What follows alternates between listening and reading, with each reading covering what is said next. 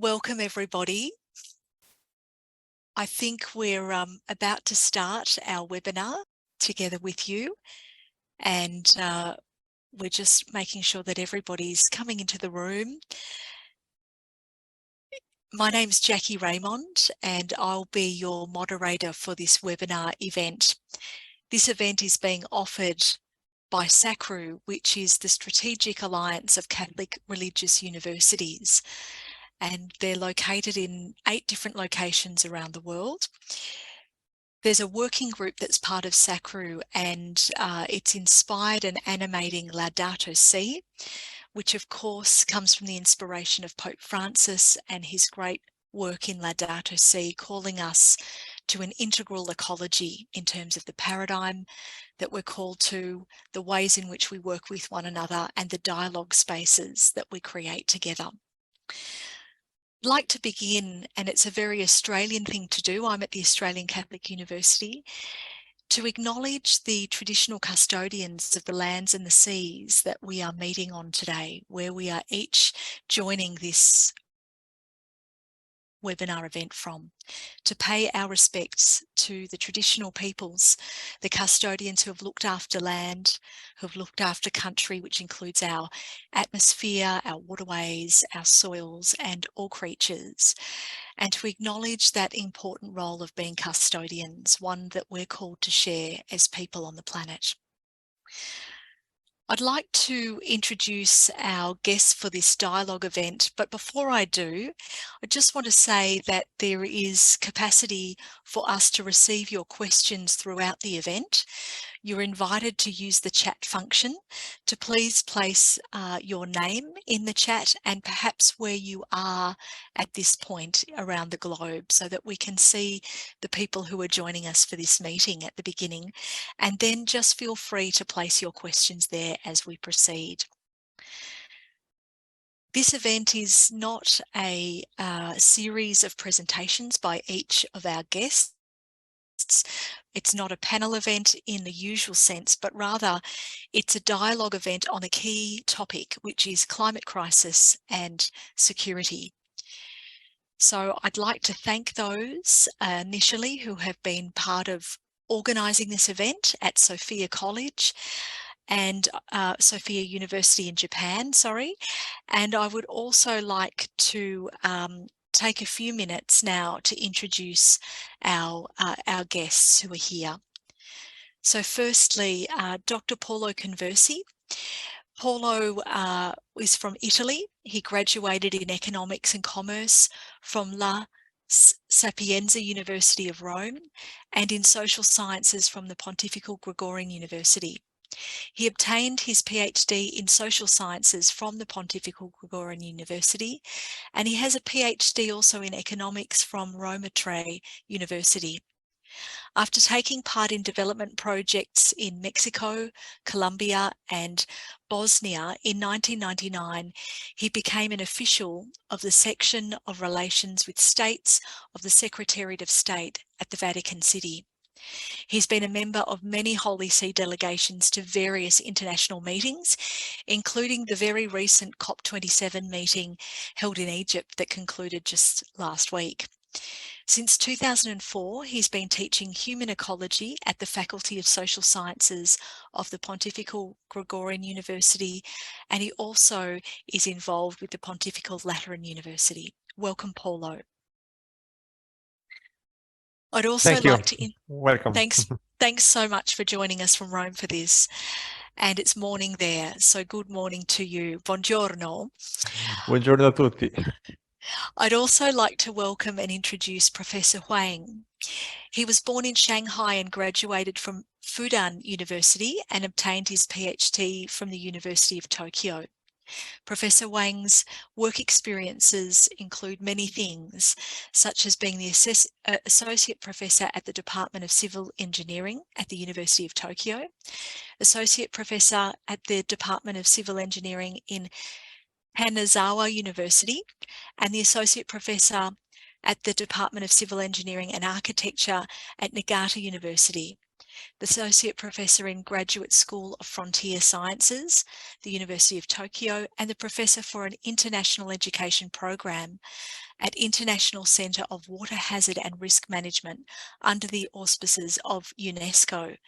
His career started at Sophia University in Japan in 2011, and he describes his research activities over the past decade as multidisciplinary and multi-scaled, which is very welcome for this conversation. Welcome, Professor Huang. Thank you for a very kind introduction. My pleasure.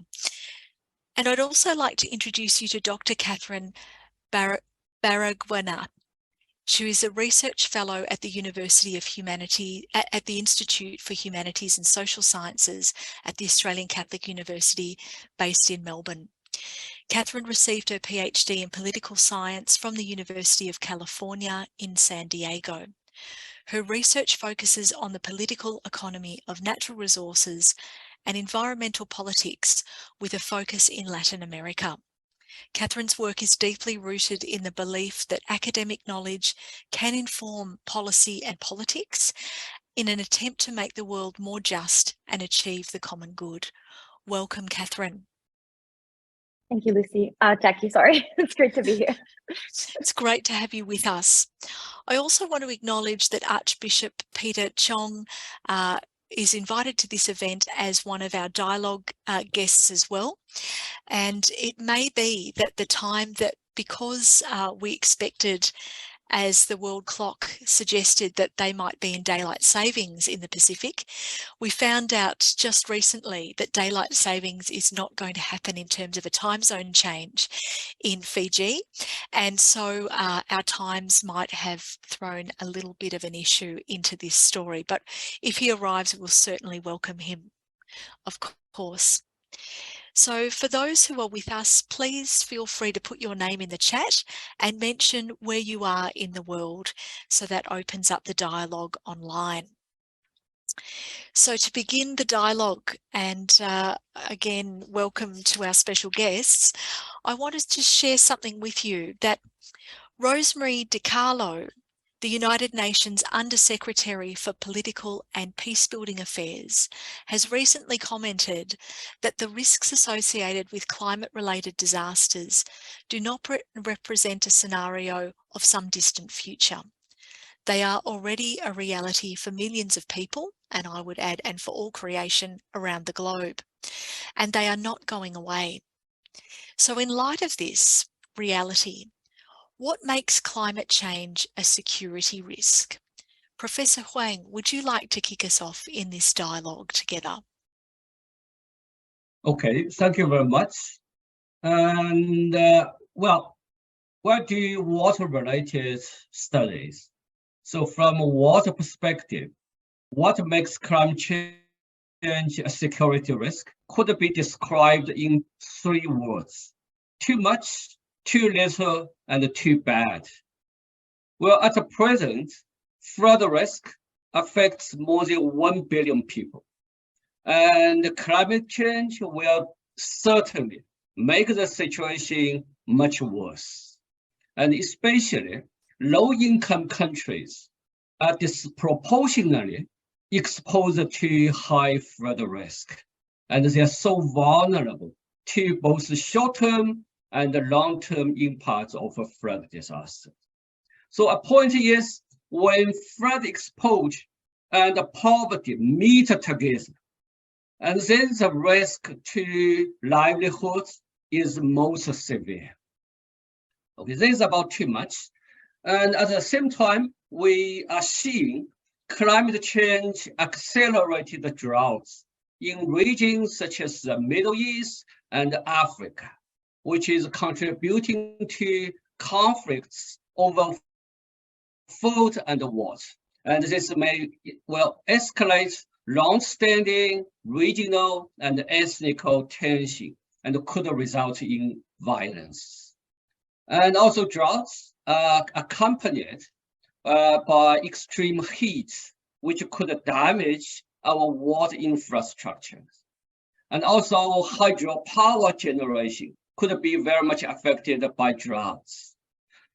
So furthermore, climate change is impacting water quality and aquatic life in rivers, lakes, wetland, and coastal waters as well in so many ways.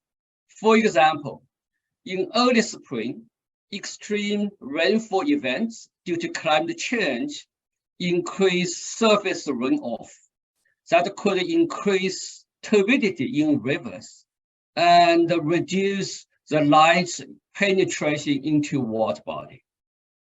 And indeed, around that time of a year, aquatic life, such as fish or basic fauna, invertebrates, they need sunlight around that time of year. And while climate change induced such a change will very much affect the habitat for aquatic life. And at the same time, on the other hand, in summer, flows in rivers very much reduced due to climate change. And in summer, what we have is a large amount of nutrients such as phosphorus and nitrogen are being discharged from agricultural fields into waterways. And when the flows in rivers reduced, so the pollutants gets less diluted. Okay. And also warm temperature provides conditions for harmful algae blooms to occur, and which that could be very toxic, to aquatic life and human beings as well.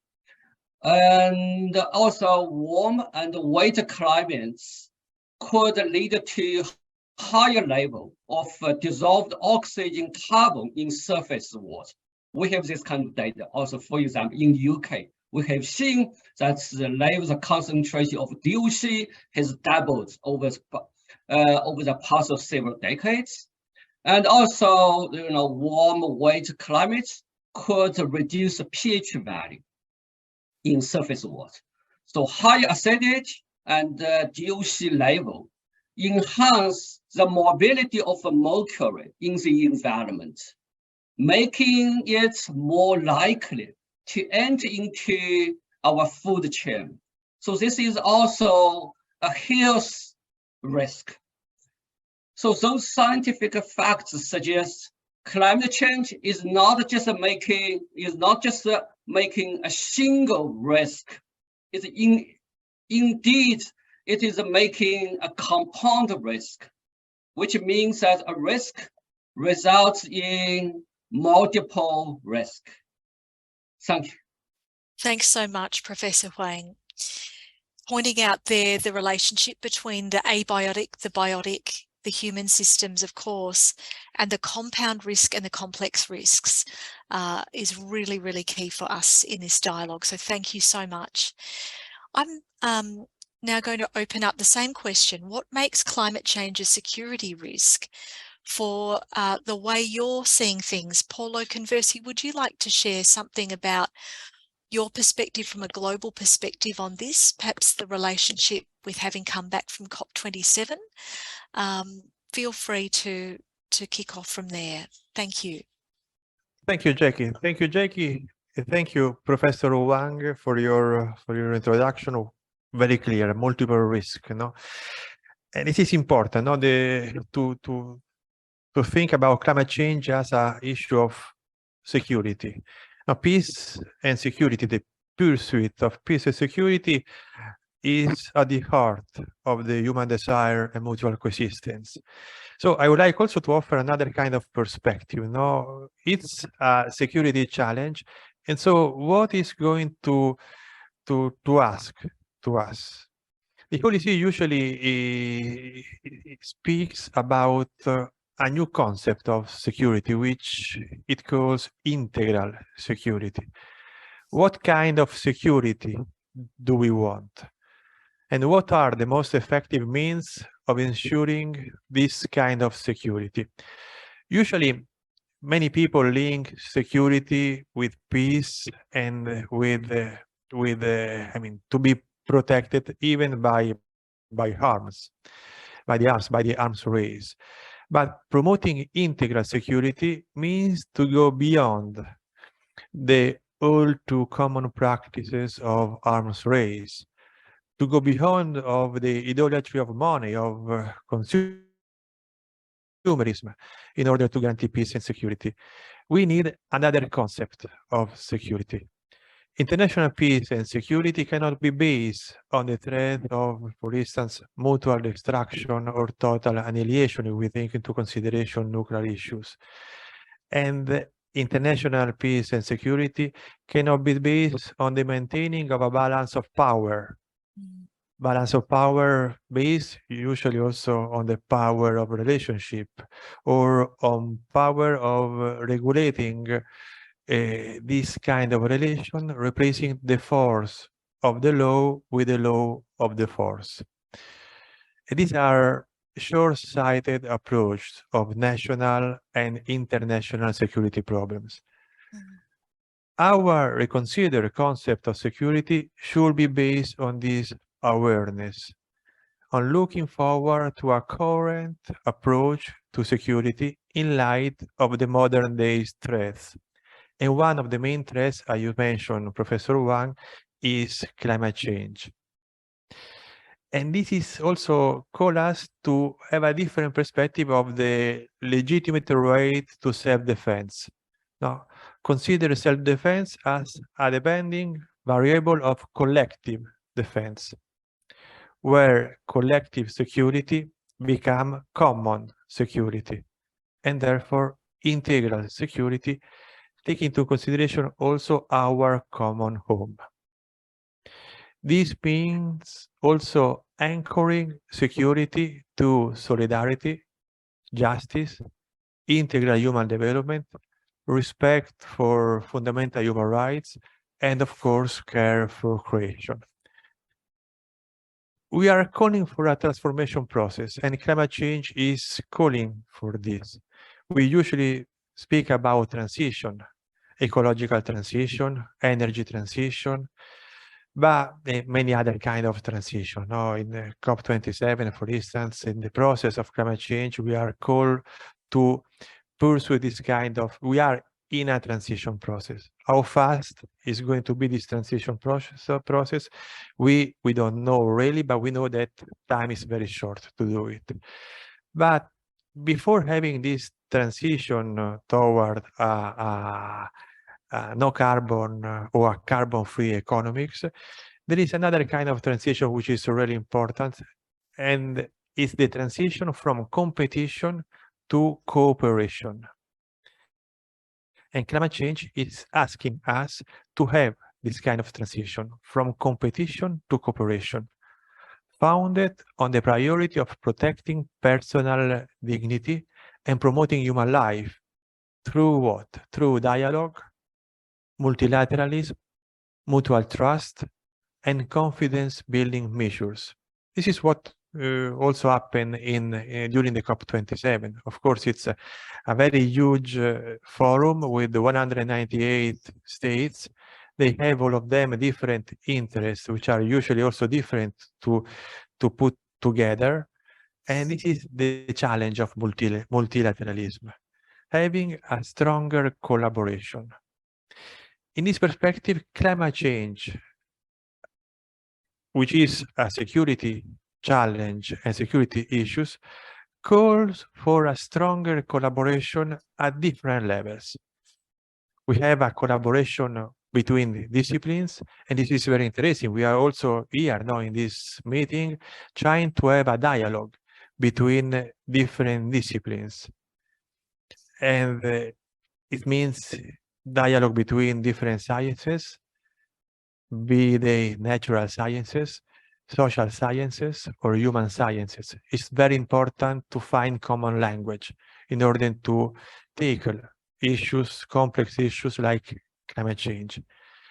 But it's not all, this is not the only level of collaboration. We need also collaboration between countries. It was what, I mean, in COP27, we try to have this kind of collaboration. And there are countries like the small island states, or other countries, bigger countries, less developing states, developed states, which also needs to have a dialogue and collaboration. And there is another kind of level, which is collaboration between different components of the international community, not only states, but also other non-state actors, international organizations, local authorities, the private sector, scientific community, and of course, civil society. All of them have a kind of knowledge and needs to have a sharing with a common language, which is also very difficult. Climate change, by the way, is calling us for another kind of collaboration. So not only collaboration between disciplines or between countries or between different components of the international community, but also collaboration between generations. When we talk about the care for our common home, we should be concerned for the responsible care of those people that are going to live in our common homes, now and in the future. Of course, this is another kind of language. No, I mean, new generation and the old generation, they have different language. We know also how different is the perspective. No, the new generation, they are living through the social means that the old generation was not used to use it. So this is really make a complexity of language and of dialogue that we need to face in order to achieve a real perspective of integral security when climate change is going to help us to understand this complexity of base our transition from competition to cooperation on dialogue, multilateralism, mutual trust, and confidence building measures. Thanks so much, Paulo. Great opening remarks about climate change in the context of security at this global level of thinking, but that comes right down to the relational spaces that we're in, the dialogue we create, and the call for transformation with complexity as part of this work. Whether it's disciplines, countries, generations, it's all of us. So thank you so much, Paulo. That's great opening. I'd now like to invite Catherine to respond to this question from your perspective and your work with research in Latin America as well. What makes climate change a security risk? Yeah, thank you. So I'm probably going to address this question from a political science perspective, in a more broad sense. So there's been quite a prolific area of research within political science and economics, I'd say, linking climate change to conflict, both interstate and intrastate conflict. And so in my mind, this is probably the most straightforward way of thinking about climate change as a security risk. So when we think about this connection, climate change may lead to conflict in direct ways and in indirect ways. So directly, we can think of climate change leading to heightened conflict through its effect on physiological and psychological factors, such that, for example, extreme weather events like very warm weather or very cold temperatures may make human beings more conflict prone. This could be through increased levels of discomfort and aggressiveness. So there's a lot of literature kind of showing these effects. And there's growing empirical evidence for this pathway leading to both intra and interstate conflict, showing that there's kind of almost an immediate effect of temperature on these outcomes. Extreme temperature shocks can also lead to increased likelihood of urban riots and political instability within countries. And they also seem to lead to kind of more government turnover, so less likelihood of governments being reelected, this type of thing. Another direct way that climate could affect conflict is through generating resource scarcity. And here, Professor Huang's too little water was a great example of this. So what I had thought of here was the case of extreme droughts, which is too little water. And the evidence linking droughts and precipitation to conflict is a little bit less conclusive than that of temperature when we're looking kind of at these large N studies looking across the globe. But it seems that it's very strong in some settings. There we can see a close link between water scarcity and conflict. And I'm going to talk a little bit more at the end of my statement on kind of what are these conditions and why I think that this is actually something that can give us hope for the future. In terms of kind of the indirect pathways that climate change can lead to more conflict, we can think of economic impacts and also migration. So basically, the main economic impacts have to do with reduced agricultural output, higher food prices, reduced productivity of the workforce, lower government revenue, and increased government expenditure due to having to kind of rebuild after natural disasters. And all of these things would generate conditions that favor conflict, first by lowering kind of the opportunity costs of entering into conflicts and fighting, but also they can lead to more low-level conflicts, such as protests against high food prices, social upheaval, and again, political instability. And so all of the above, plus the increased risk and more intense natural disasters, might also lead to increased numbers of environmental migrants, as we've seen in recent years. And I'd say that this clearly falls under the definition of a security issue.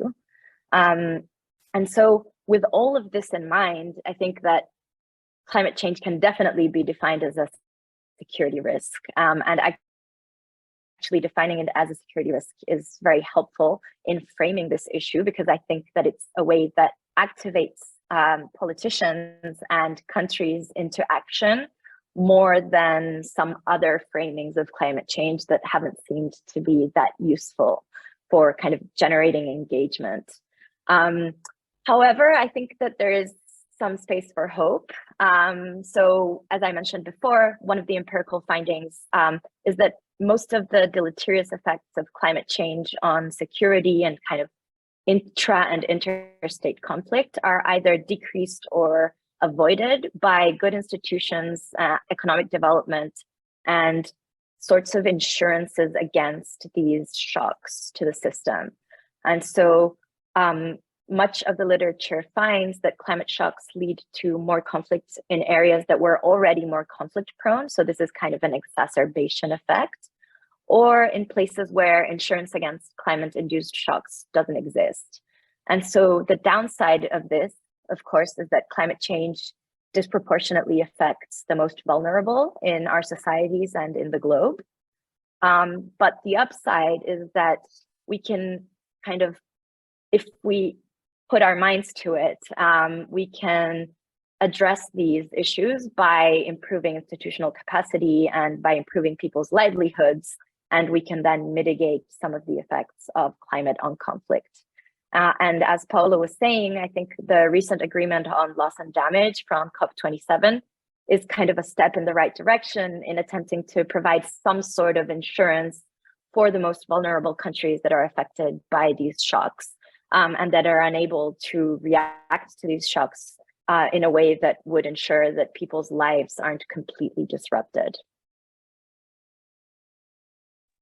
Thanks so much, Catherine. Fantastic. So I just want to remind our participants at this event that you are most welcome to place any questions as we're going through a few here and what they're stimulating for you into the chat box. So feel free to just place a question or two in there as they're coming to you, things of interest that you're hearing and further thinking that you'd like to hear about. So perhaps now acknowledging what you were saying, Professor Huang, about the scientific evidence on climate change and how that's been contributing to or directly causing conflict in our world. The question about what action is possible and what are the risks of taking action and of inaction. So there's something about that movement towards how we're responding and whether it's the right kind of actions that are being taken and what sort of actions we might want to take. So what are the risks of no action as well? I think that's really important because we've seen plenty of places where that's been playing out, and certainly in Australia there's been a long course of inaction at times. We've got a better governing policy framework at the moment for climate, but it's still, you know, got a long way to go to catch up with things, especially when we look at our region of Oceania and the impacts that are happening in the Torres Strait in our own country and in our region. I might start the questions with you, Polo, on this one. So what, from your perspective, is the possible action to take, and what are the risks of that action or of inaction? Thanks so much. Yes, thank you, Jackie. The Paris Agreement is quite clear. I mean, the Paris Agreement to the United Nations Framework Convention on Climate Change. No, we have three pillars of the Paris Agreement about action. No, which are mitigation, adaptation, and as Catherine said, also loss and damage, which is the new pillar. No? So action should be focused on these three pillars, no? To have a stronger mitigation perspective and to have a stronger adaptation, since, of course, mitigation is linked with adaptation. And where mitigation and adaptation are not sufficient, we should have also take into consideration how to respond to loss and damage. And this is the last piece of the mosaic that was built now in Sharm el-Sheikh at COP27. These three, of course, are linked with the finance, with the transfer of technology, with capacity building, collaboration. As I said before, a transition from competition to cooperation means also having the availability of different countries to strengthen the capacity building transfer. From the perspective of the policy, to these three main pillars, mitigation, adaptation, and loss and damage, there are a lot of means and action that we can do about these three pillars. There is another pillar for tackling climate change, which is quite important, and this is the education pillar. I mean, education is one pillar to achieve the main goal of Paris Agreement, which means to keep the temperature rising by 1.5. Political, technical, and operational measures are not enough. They are important, we need it, but they are not sufficient. They must be combined with an educational approach. And we are here, SACRU, it's, an important place where education is important. Educational approach that in particular can address young people. An approach which also promotes new lifestyles, fostering a new cultural model of development and sustainability based on fraternity, cooperation, and care for our common home. This was also one of the points that the policy underlined several times during the debate in COP27. And the final decision, the cover decision, the Sharm el-Sheikh implementation plan, we have several points when the educational perspective is taken into account. So the so-called socio-ecological crisis that we are living is also a propitious moment for conversion, no? This kind of transition, no? For concrete decisions that can no longer be postponed. And kind of concrete decisions need an educational approach aimed at the integral formation of conscience for young people, of course, but also for older people. And this awareness of, for instance, take into consideration the several output of climate change as a multiple risk, as a security challenge. In such a way, it's really important. I think one sentence of Laudato Si and the number 165, when he say that when Pope Francis told us, although the post-industrial, I'm quoting, the post-industrial period may well be remembered as one of the most irresponsible in history, nonetheless, there is reason to hope that humanity, at the dawn of the 21st century, will be remembered for having generously shouldered its grave responsibilities.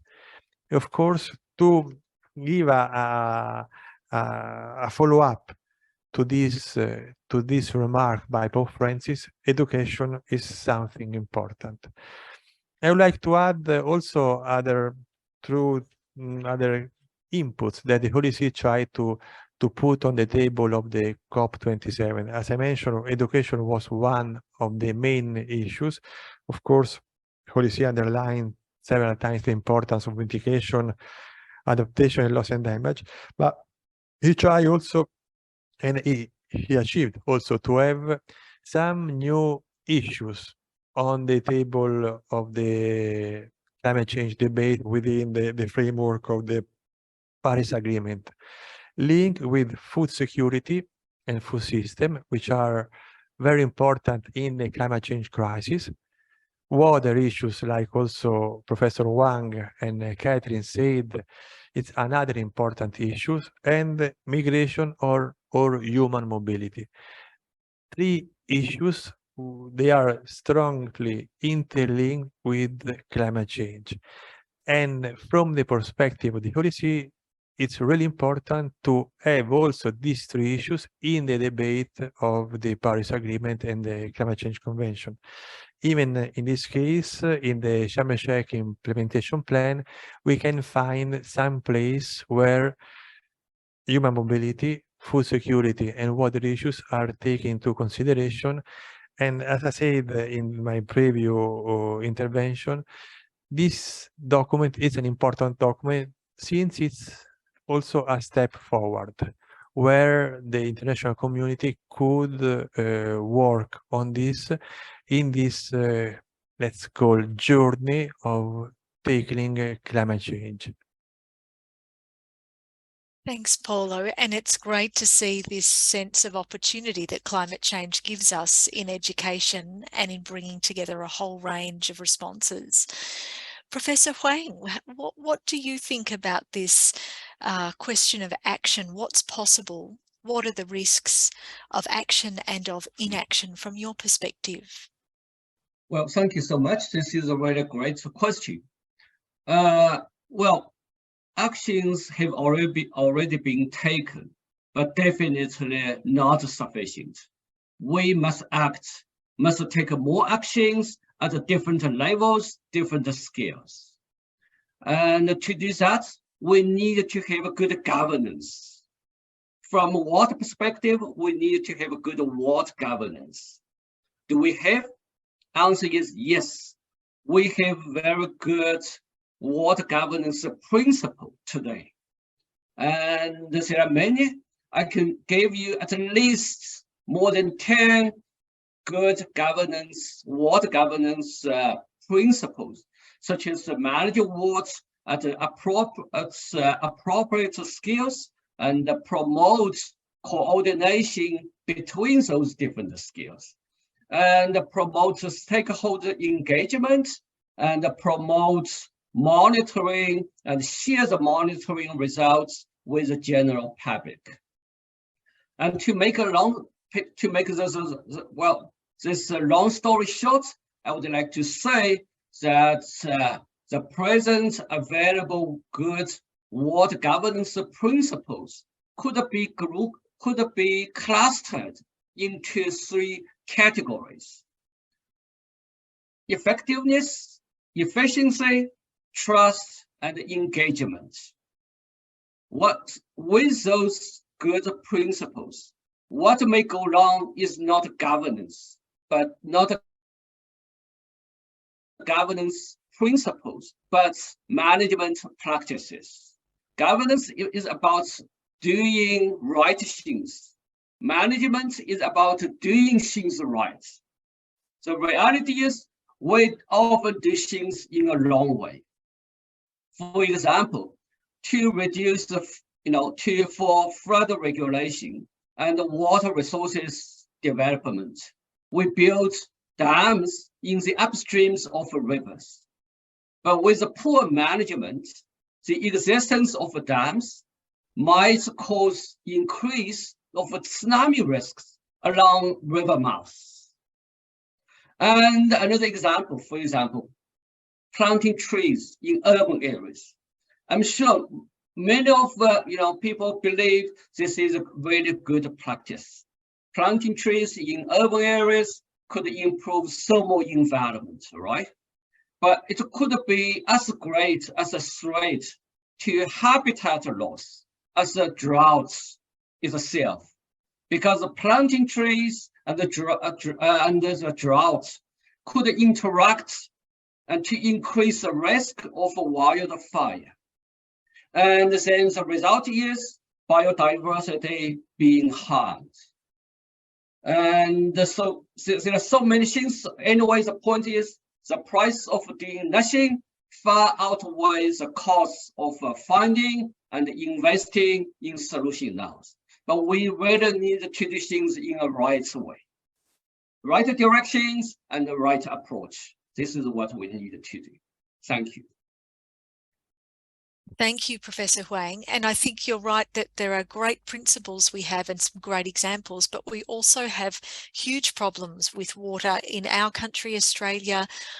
There are hundreds of Aboriginal communities who have very poor water quality, and it's causing great health issues and short lives and all sorts of complications that you wouldn't expect perhaps when you think about Australia and our context with our cities and our urban development. So we have a long way to go to bridge this sense of the principles and the right management so that we are doing the right things by everybody, the common good. So thank you for bringing those principles to the conversation and those great examples. We have got a question that's come in relation to loss and damage.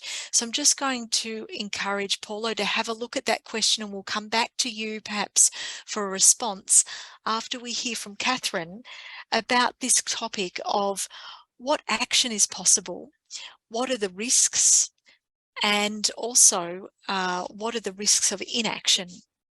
Thanks, Catherine.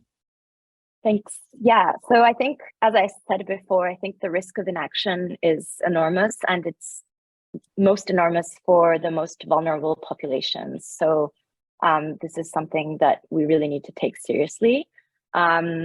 Just from my research, for example, we've seen alarming increases in deforestation in the Brazilian Amazon recently due to inaction. And if we were to keep this inaction in place, deforestation in the Amazon could lead to eventual savanization of the Amazon, which just means that the Amazon enters into a spiral of drying. And this would mean the loss of land and culture for over 180 distinct indigenous peoples living in the Amazon. So as such, this is not just a climate issue, but it's also a human.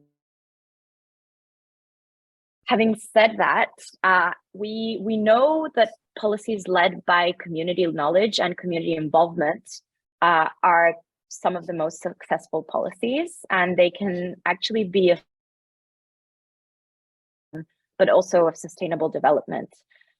In Brazil, much of the standing forests are inside protected areas and indigenous lands, which are owned and managed by indigenous peoples. And kind of in my own work, and other people have also shown that when granted full property rights, these indigenous lands actually reduce deforestation significantly and are able to maintain untouched forest standing in a sustainable way. and thus they serve this dual human rights and environmental purpose. And this is an enormous benefit for society. So in a context like the Brazilian context, where the government inaction led to heightened deforestation, it also led to land invasions into indigenous territories, and kind of the encroachment into these lands. Inaction is actually violating human rights. Having said that, kind of in Brazil, we know that carbon emissions mostly come from land use change. So land use change, mostly from illegal deforestation, is about half of the emissions of Brazil. And so if Brazil manages to reach the goal set by Lula in the COP27 of reaching zero deforestation in the Amazon, they might be able to really cut down their emissions by half or even more. And so for a country like Brazil, protecting the Amazon is an important part of their climate change policy, and including local communities in the design and implementation of these policies to protect the forests is going to be imperative. I also wanted to add another source of kind of hope, and another area where I see things moving in a really exciting direction is the potential for technology to improve our monitoring capacity and the implementation of some of the policies that we know that work.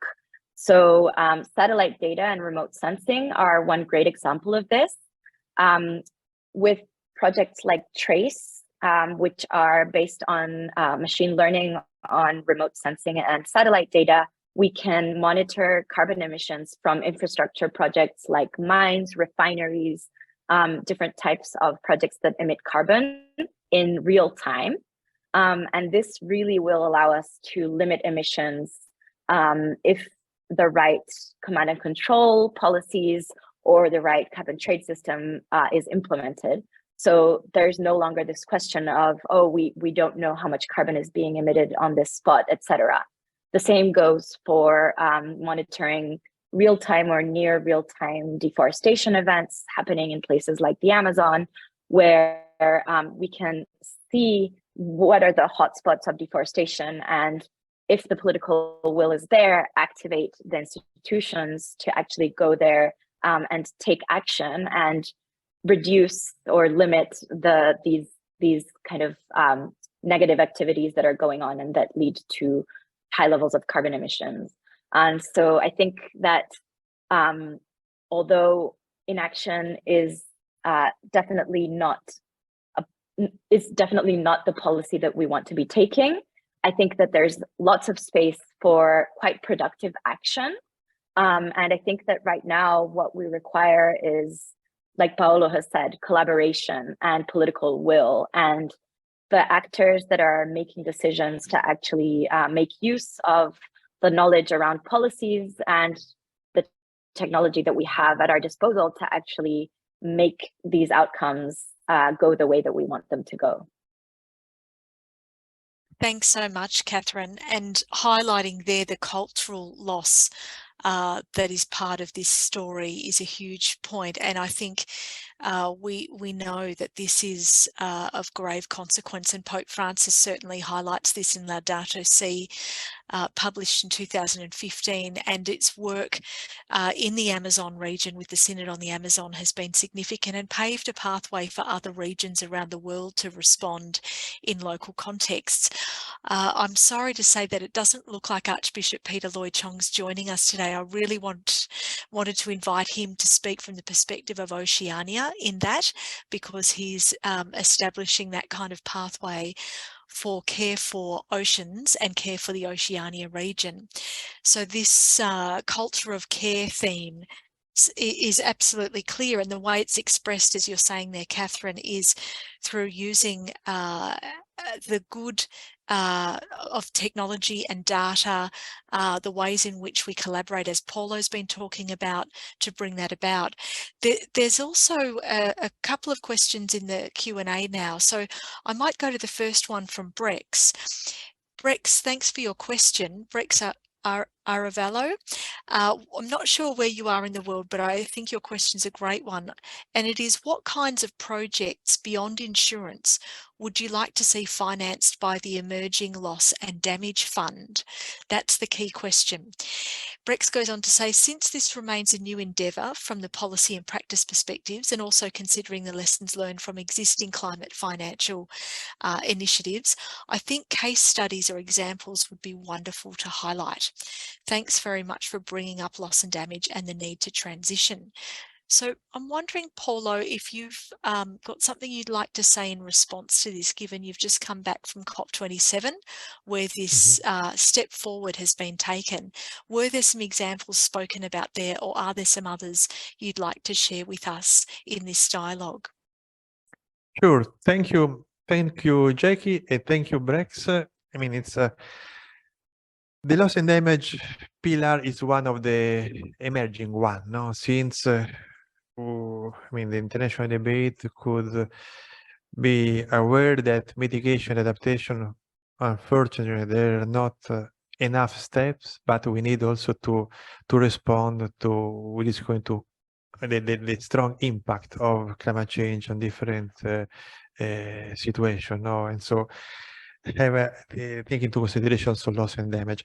I just would like to quote here some paragraph of the decisions that have been adopted in COP27. So they're quite fresh, and you should take into account that each kind of decision are the outcome of a long negotiation between 98 countries, and it means a very complex negotiation. So in the Sharm el-Sheikh implementation plan, we have a chapter on loss and damage, and where it is there is the first paragraph of this chapter is taking into consideration the growing gravity, I'm quoting, scope and frequency in all regions of loss and damage associated with the adverse effects of climate change, resulting in devastating economic and non-economic losses. This is an important way to understand loss and damage, not only from the economic point of view, but also from the non-economic point of view. What does it mean, non-economic? And it's going to mention in this paragraph what kind of non-economic losses we could take into consideration. So, resulting in devastating economic and non-economic losses, including forced displacement and impacts on cultural heritage, human mobility, and the lives and the livelihoods of local communities, and underlines the importance of an adequate and effective response to loss and damage. So, when we speak on loss and damage, we should take into consideration both economic and non-economic. Human mobility or forced displacement is part of non-economic loss and damage. Impacts on cultural heritage, on loss of lives, loss of livelihoods, and they are also part of non-economic loss and damage.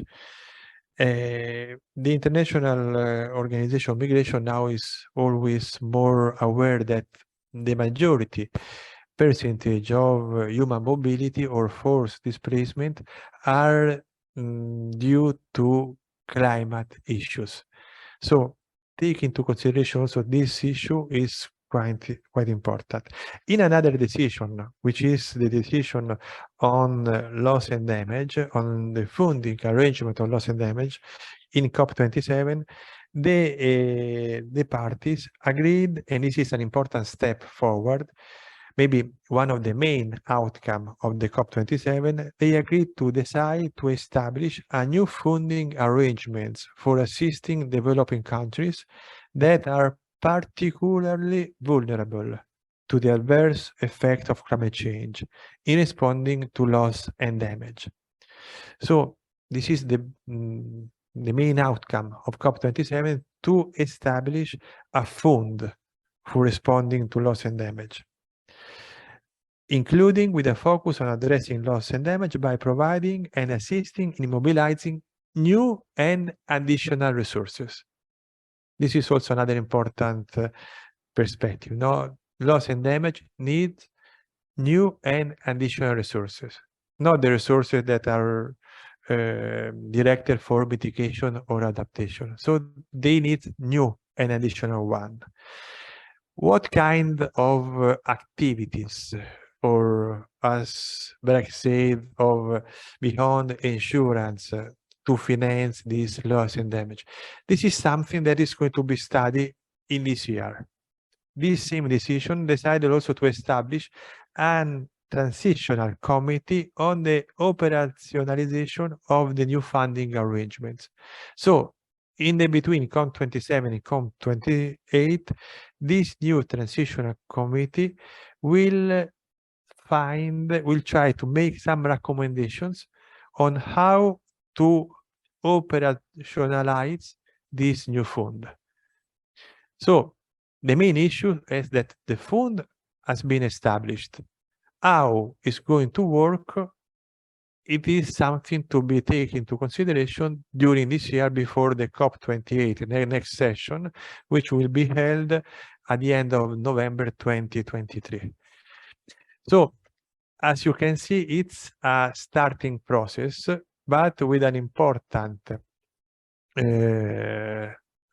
decision on the establishment of the fund. Why it's important? Because during the debate, many countries didn't want to establish this fund, but just to postpone this decision in the next session. Having this fund, even if the operationalization of the fund is not really clear by now, is something that, I mean, it's something important also to reply to the need of the most vulnerable countries, that their needs are going to be taken into consideration, both from economic and non-economic point of view of loss and damage. About the, if I can, since the second question of Miki, no, you are considering Yes. the role of education, no? What concrete academic cooperation can we do from now on, especially Catholic institution? This is also a very good question. Thank you, Miki. I think that SACRU, it's one of these possible concrete initiative, no? Strengthening a network of Catholic institution or university aimed at going deeper in the education of integral ecology. As I said, this is a very complex dialogue, because we need a dialogue between different disciplines. Sometimes it's not easy to make natural science in dialogue with, let's think about philosophy or theology or even economics, you know, social and human sciences. But this is our challenge, and this is a very stimulating challenge, I think, you know, to having a better dialogue between all the disciplines, having a focus. No, Laudato Si is quite clear and can help us a lot. No, the concept, which is a prophetic concept of integral ecology, could be really a basis for having this kind of dialogue through a network of different Catholic university or institution. There is another issue that I would like to add. No, I mean, this is also an intercultural dialogue. I mean, we are here from Australia, Fiji, Japan, Italy, Latin America, and so on. And each of these kind of regions have a different cultural heritage. And integral ecology can help us also to have this kind of intercultural exchange based on different disciplines. Wonderful. Thanks, Paulo, for responding to both the questions that had come up into the Q&A. While we're on these questions, I'm wondering if Professor Huang would like to respond to either of those questions. Anything you'd like to say about the first or the second question that were posed in the Q&A? Okay, thank you. Well, in Japan, both central governments and the local governments provide financial supports for emergency management and the post-disaster recovery. But as climate change-induced disasters increasing in both in terms of frequency and magnitude, and that government's support may not be sufficient. So what we need to do is to get engage private sector into this operation. That is something we need to pursue. It's not just a government support, we need to have a mutual support. We also need to have individual efforts to support ourselves. And the private sector could certainly play a big role in a mutual supporting system. And in China, and the Ministry of Emergency Management was established in 2018, just recently. And that ministry has a very huge budget for emergency rescue and post-disaster recoveries. But as I mentioned a while ago, that a good governance principle is about efficiency. We really need to re-examine, review what we have been doing with regarding to emergency management. Asking ourselves the question, is there any waste in financial resource? And indeed, there are many things, many operations, many practices must be re-examined to improve its efficiency. Thank you. Oh, for the second questions, and definitely there could be a lot of things could be done among Catholic universities. One thing came into my mind right now is information sharing, and the different universities have different research fronts, and because environment issue is very interlinked, we need to take away the boundary of existing academic disciplines. How we could overcome those existing boundaries. Information sharing is the key. Thank you. Thanks, Professor Huang.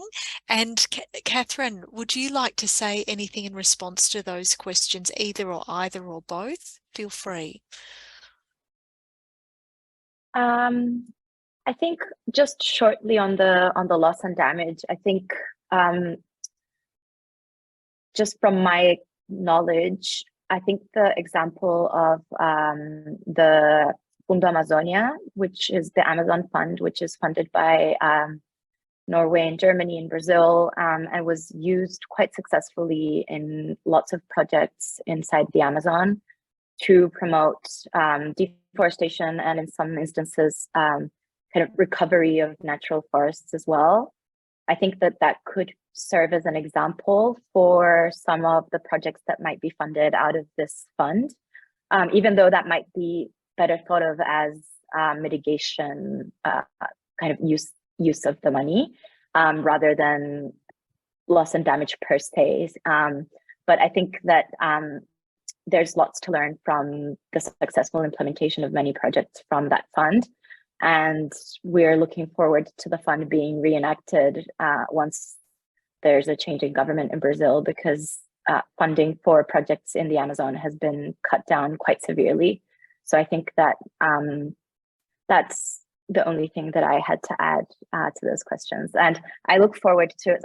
I'm quite new at ACU, but I think it's great to have this network of Catholic universities. And it seems that there's many researchers and people inside of these institutions that really are working on climate change very seriously. And so I think that if there's opportunities for us to work together, then that is definitely something that we should be exploiting.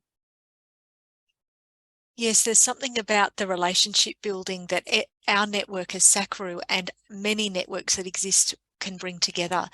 And I know from having just recently been in Rome to teach a new unit of work that focused on critiquing the frameworks of the UN SDGs and Laudato Si for the students who came from many different disciplines of sciences, ecology and biology, and double majors with theology and philosophy, international politics, sustainable development agendas.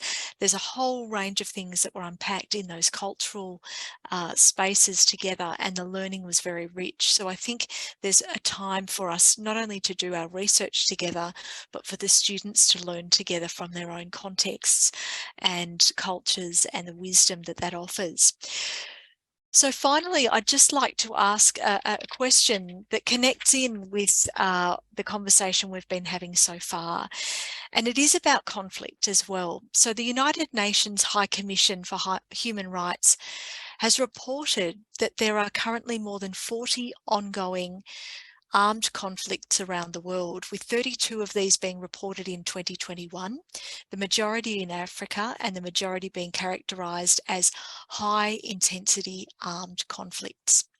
While it's clear that little attention has been paid to the UN Secretary-General's call in March 2020 to establish a global ceasefire, and obviously since then Pope Francis has called for that many times, as have others, to concentrate efforts on responding to the COVID pandemic, the question is, how do we move from insecurity as both cause and consequence of the climate crisis to a security that can address and maybe even halt the current crises we're facing?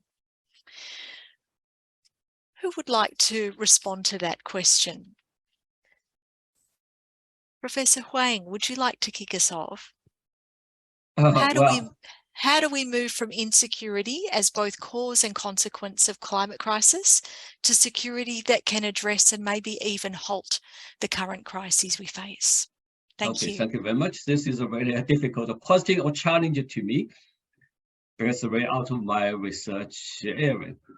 But what to me, this question is very much about countries in a conflict situations, how to move forward.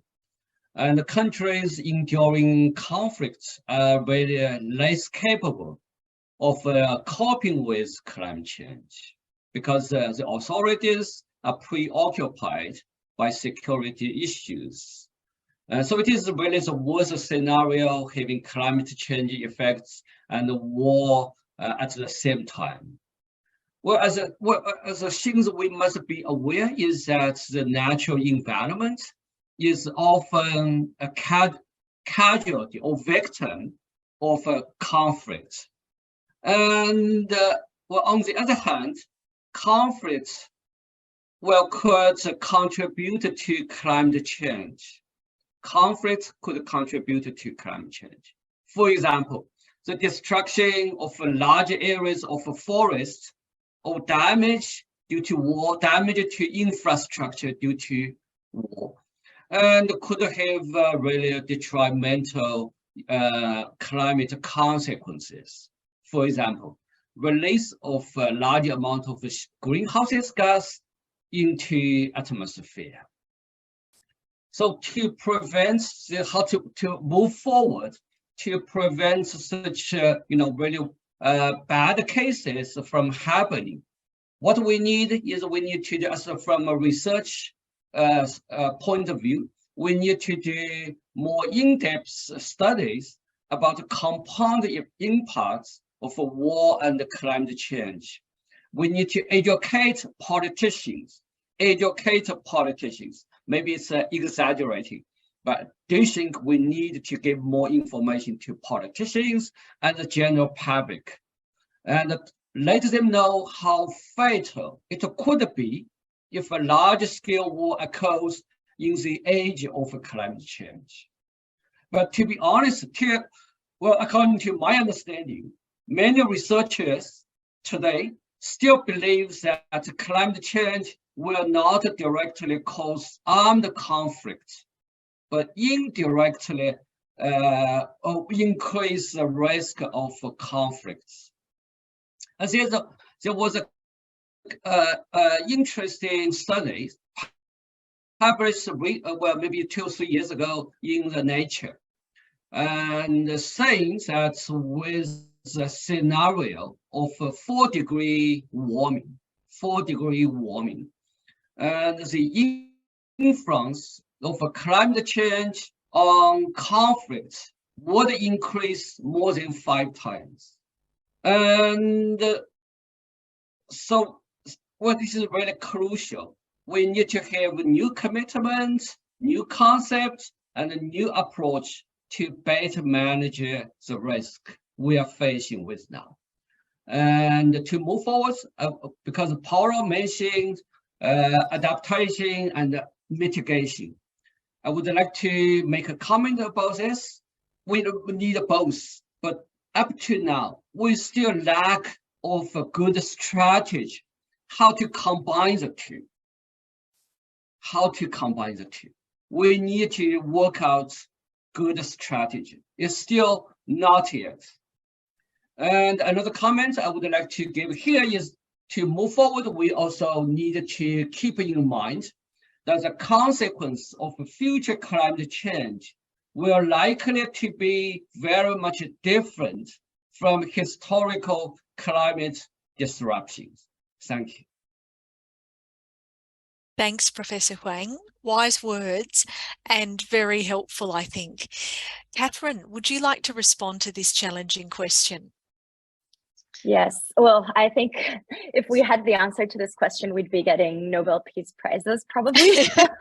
But what I will say is, and I think that we've talked a little bit about this, is that collaboration is key. And I think international cooperation is key, but I also think that a lot of the action is happening within countries, and national governments are extremely important.